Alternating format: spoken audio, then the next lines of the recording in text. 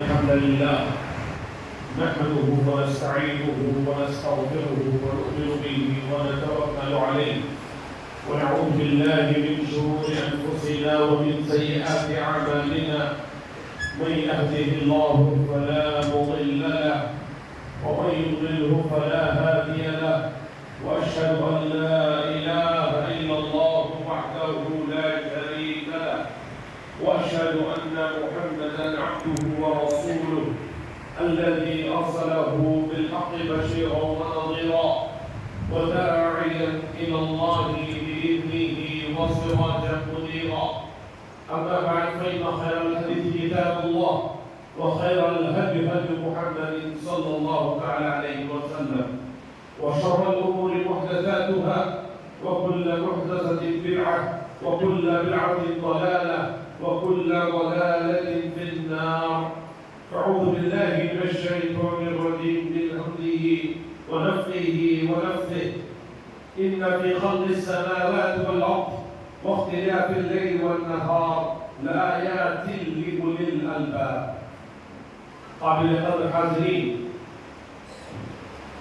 اللہ رب العزت جل جلالہ عما جلالہ تبارک اسمہ کے لیے تمام قسم کی حمد و ثنا ہر قسم کی کبریائی اور بڑائی لائق ہے، جس نے رمضان المبارک جیسا عظیم ترین مہینہ ہمیں مہیا فرمایا اور اس میں اللہ تعالیٰ نے ہم میں سے اکثر کو عبادتوں کی توفیق دی، روزہ، صیام، قیام اور اسی طریقے سے تلاوت کی توفیق دی، جس کو ہم میں سے بیشتر نے ادا کیا ہے۔ محترم حضرات، خطبہ رسولہ کے بعد میں اس آیت کی تلاوت آپ کے سامنے کی ہے۔ اللہ کا ارشاد ہے، بے شک آسمانوں میں، زمین میں، رات اور دن کے آنے جانے میں عقل مند لوگوں کے لیے نشانیاں ہیں، عقل مند لوگوں کے لیے عبرتیں ہیں، نشانیاں ہیں۔ پیارے نبی صلی اللہ علیہ وسلم کے تعلق سے آتا ہے کہ اللہ کے نبی صلی اللہ علیہ وسلم عائشہ رضی اللہ عنہا ارشاد فرماتی ہے کہ جس دن کی آیت نازل ہوئی، اللہ کے نبی صلی اللہ علیہ وسلم نے پوری رات رویا تھا، پوری رات۔ صبح اٹھا، جبرائیل رضی اللہ عنہ آئے، آ کر اللہ کے نبی صلی اللہ علیہ وسلم کے مسجد نبوی میں اذان دی۔ اذان کی آواز سن کر آپ صلی اللہ علیہ وسلم باہر نکلے تو آپ کے آنکھوں سے آنسو جاری ہیں۔ بلال رضی اللہ عنہ نے آنسو دیکھ کر پوچھا اللہ کے نبی صلی اللہ علیہ وسلم سے، آپ کی رونے کی وجہ کیا ہے؟ آپ صلی اللہ علیہ وسلم نے فرمایا، میں کیوں نہ روؤں، میں کیوں نہ روؤں جبکہ آج مجھ پر آیت نازل ہوئی ہے۔ آیت کے تعلق سے فرمایا، ان فی خلق السماوات والارض، کہ آسمان میں، زمین میں، رات اور دن کے آنے جانے میں ہماری اپنی زندگی میں ہمارے لیے بے انتہا عبرتیں ہیں، بے انتہا نصیحتیں ہیں۔ اس آیت کو سن کر آپ صلی اللہ علیہ وسلم اس آیت کی نزول کے بعد خوب رویا تھا پیارے نبی صلی اللہ علیہ وسلم نے۔ اب اس آیت کی روشنی میں میں آپ کے سامنے آج ہم جس مرحلے میں آ کر رکے ہیں، میں عبرت کے لیے کچھ باتیں آپ کے سامنے رکھوں گا جو سب سے پہلے میرے لیے عبرت اور آپ سب کے لیے، ساری امت مسلمہ کے لیے، بلکہ ساری انسانیت کے لیے ان دنوں میں عبرت ہم کیسے لے سکتے ہیں۔ میرے بھائیوں،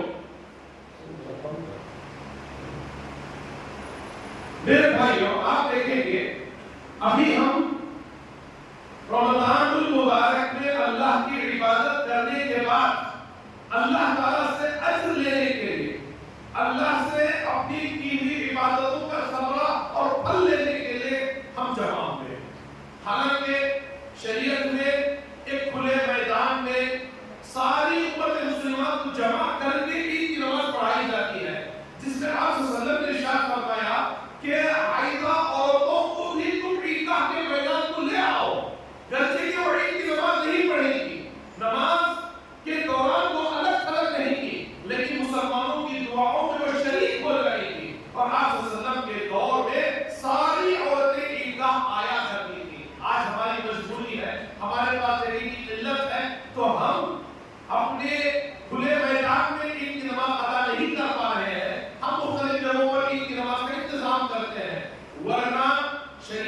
لحاظ سے کھلے میدان میں سارے لوگ جمع ہو کر عید کی نماز پڑھتے ہیں.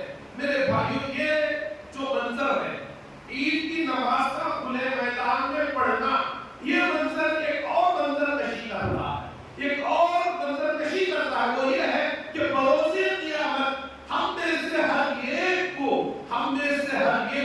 چاہے وہ مرد ہو عورت ہو، ہم سے پہلا آیا ہو یا ہمارے بعد آنے والی نسلیں ہو، بروز قیامت اللہ کے دربار میں حاضر ہو کے، اللہ کے دربار میں کھڑے ہو کے، اللہ کے پاس اپنے کیے ہوئے دنیاوی زندگی کا بدلہ لینے کے لیے، چاہے وہ بدلہ اچھا ہو کہ برا ہو، چاہے وہ بدلہ اچھا ہو کہ برا ہو. اگر ہم نے اللہ کی توحید کو گامزن رکھتے ہوئے رب کی شریعت پر عمل کیا ہوگا تو داہنے ہاتھ میں ہمارا رزق ہمیں ملے گا، داہنے ہاتھ میں ہمارا رزق ہمیں ملے گا.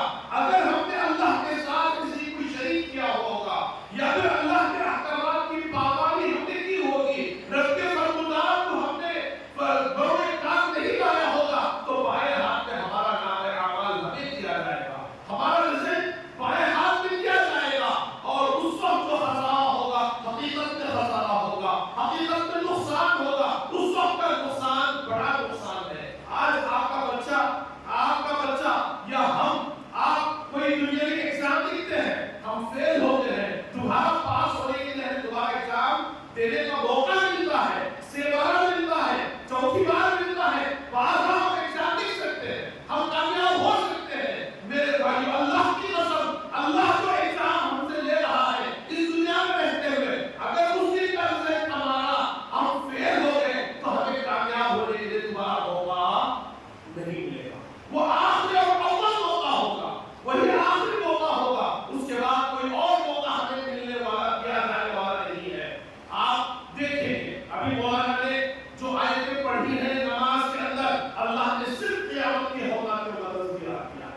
ابھی رمضان مبارک میں ہم نے تراویح پڑھی، تراویح میں آخری جو پارے ہیں، 2-3 پارے جو ہیں پارے عام ہیں، اس میں آپ دیکھیں بیشتر آیتیں، بے شمار آیتیں قیامت کی ہولناکیوں کا تذکرہ کرتی ہیں، قیامت کی ہولناکیوں کا تذکرہ کرتی ہیں. میرے بھائیوں یاد رکھنا دنیا میں جو قیامت کی ہولناکیوں کو اپنے سامنے رکھ کر زندگی گزارتا ہے اس کے لیے اس دن عمل ہوگا. جو دنیا میں قیامت کی ہولناکیوں کو بھول کر صرف دنیا کی رنگ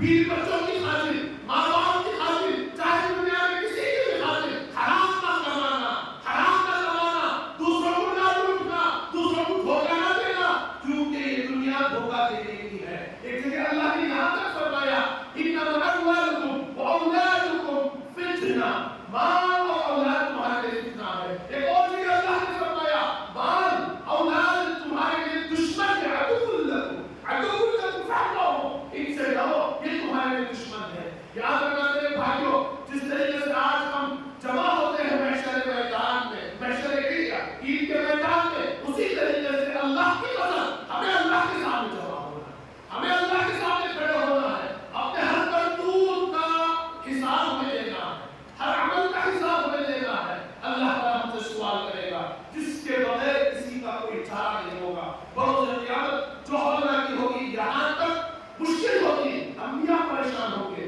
رسول پریشان ہوں گے، لوگ بھاگے بھاگے آدم علیہ السلام کے پاس جائیں گے، ان سے درخواست کریں گے کہ اللہ کے پاس جا کر ہماری سفارش کرنا اور ہمارے حساب و کتاب کا انتظام کرنا۔ آدم علیہ السلام یاد کریں گے اپنے گناہوں کو، جو گناہ انہوں نے جنت میں کیے تھے ممنوع شجر کا پھل کھا کر۔ اسی طریقے سے اس کو جانے گوار نہیں کریں گے، وہ کہیں گے کہ اللہ آج اتنا شدید غضبناک ہے، اللہ آج اتنا غصے ہے جتنا غصہ اللہ نہ اس سے پہلے کبھی تھا، نہ اس سے پہلے اس کے بعد کبھی آئے گا۔ اتنا اللہ کا غصے ہے۔ انبیاء ڈریں گے، انبیاء پریشان ہوں گے، ابراہیم علیہ السلام جانے کی جسارت نہیں کریں گے، اسماعیل علیہ السلام جانے کی جسارت نہیں کریں گے، عیسیٰ علیہ السلام جانے کی جسارت نہیں کریں گے اللہ کے آگے۔ جناب محمد رسول اللہ صلی اللہ علیہ وسلم کے پاس جب لوگ جائیں گے، آپ صلی اللہ علیہ وسلم لوگوں کی گزارش پر اللہ کے دربار میں سر و سجود ہو کے اور اللہ تعالیٰ کی حمد و ثنا تعریف کے کلمات آپ صلی اللہ علیہ وسلم نے یہاں تک فرمایا کہ وہ کلمات تعریف کے اللہ کی حمد و ثنا کے مجھے آج یاد نہیں ہے۔ اللہ اس دن ان کلمات کو مجھ پر الہام کرے گا جن کلمات کے ذریعے اللہ کا غصہ ٹھنڈا ہوگا۔ ان کلمات کو بیان کرنے کے بعد اللہ کہے گا یا محمد ارفع رأسک واسأل تعطى واشفع تشفع، اس کے بعد آپ صلی اللہ علیہ وسلم ہماری سفارش کریں گے۔ لہٰذا میرے بھائیوں یاد رکھنا، آج جس طریقے سے ہم جمع ہیں، آج ہمارے بچے جیسے ایگزام لکھ رہے ہیں، آج ہمارے بچوں کے ہاتھوں میں جس طریقے سے رزلٹ دیا جا رہا ہے، بروز قیامت ہماری زندگی کا بھی ایگزام کا رزلٹ ہم سے دیا جائے گا، ایگزام کا رزلٹ ہمیں دیا جائے گا۔ اور خوش نصیب وہ لوگ ہوں گے جنہوں نے اللہ کی تعلیمات کے مطابق زندگی گزاری ہوگی اور ان کا نام اعمال کے داہنے ہاتھ میں ہوگا، اور بدنصیب وہ ہوں گے جن کا نام اعمال بائیں ہاتھ میں ہوگا اور ان کے حق میں جہنم کا فیصلہ کیا جائے گا۔ اللہ یہ کہے گا خذوہ فغلوہ ثم الجحیم صلوہ ثم فی سلسلۃ ذرعها 70 ذراعا فاسلکوہ۔ اللہ یہ کہے گا کہ اسے پکڑو، اسے جکڑو، اسے زنجیروں میں جکڑو، پھر اسے جہنم میں ڈھکیلو۔ اور زنجیروں کے تعلق سے آتا ہے کہ اللہ تعالیٰ بھاگ نہ پانے کے لیے زنجیروں کا انتظام ایسا ہوگا، باہر کے راستے سے زنجیر داخل کیا جائے گا اور منہ کے راستے سے نکالا جائے گا۔ ہاتھوں سے پیروں سے مارا نہیں جائے گا جہنمی کو، باہر کے راستے سے زنجیر داخل کی جائے گی۔ یہ میرے بھائی اللہ کے نبی کی اللہ کا کلام اس بات کو کہتا ہے، اس میں آپ کو شک کرنے کی کوئی گنجائش نہیں۔ داخل کیا جائے گا اور پھر جہنم میں ڈھکیل دیا جائے گا۔ لہٰذا یاد رکھنا، اللہ کے تعلیمات کو پوری زندگی اپنے مد نظر رکھ کر زندگی گزارنا عید کا یہی پیغام ہے، عید کا یہی پیغام ہے، اور اللہ کے دین پر توحید پر ہمیشہ قائم رہنا۔ میرے بھائیوں، اللہ کے فضل و کرم سے اللہ تعالیٰ نے اس شہر بنگلور جیسے دین کی جہاں پر انتظامات محکم ہوتے ہیں، اللہ کے بندوں نے اس کی انتظام کیا، اللہ نے کیسی عطا فرمائے۔ اللہ تعالیٰ ہم تمام کو نیک بنائے، شریعت کا عمل کرنے والا بنائے، اللہ ہمارا اور آپ کا ٹھکانہ جنت الفردوس میں بنائے، اللہ ہمیں جہنم کے عذاب سے بچائے، اللہ ہمیں محشر کے میدان میں اپنے عرش کے سائے میں جگہ نصیب فرمائے۔ اللہ تعالیٰ ہم تمام کو محشر کی جو مشکلات ہیں، جو پریشانی، اللہ اسے نجات دے، قبر کے عذاب سے بچائے، جہنم کے عذاب سے بچائے۔ اللہ تعالیٰ ہر مسلمان کی تجارت و کاروبار میں خیر و برکت نصیب فرمائے، اللہ تعالیٰ مسلمانوں کو صحت و عافیت اور تندرستی نصیب فرمائے۔ اللہ تعالیٰ خاص کر جو متقین ہے اور اس شادی محل کے ذمہ دار بھی ہے، اللہ تعالیٰ ان کی تجارتوں میں برکت نصیب فرمائے۔ اللہ تعالیٰ ہر ایک کو جنہوں نے اللہ کے دین کی خاطر کچھ بھی عمل کیا، اللہ ان کے اعمال کو قبول فرمائے۔ شرف سے نوازے. اللہ تعالیٰ سے دعا ہے کہ اللہ تعالیٰ امت مسلمان کو عزت کی سربلندی کی زندگی نصیب فرمائے. آمین. وآخر دعوانا ان الحمد للہ رب العالمین. اور مختصر تعلقات اعلان ہے مسجد تعلق سے مسجد اللہ کے سماعت کرتے ہوئے جائیں. اللہ تعالیٰ قبول فرمائے.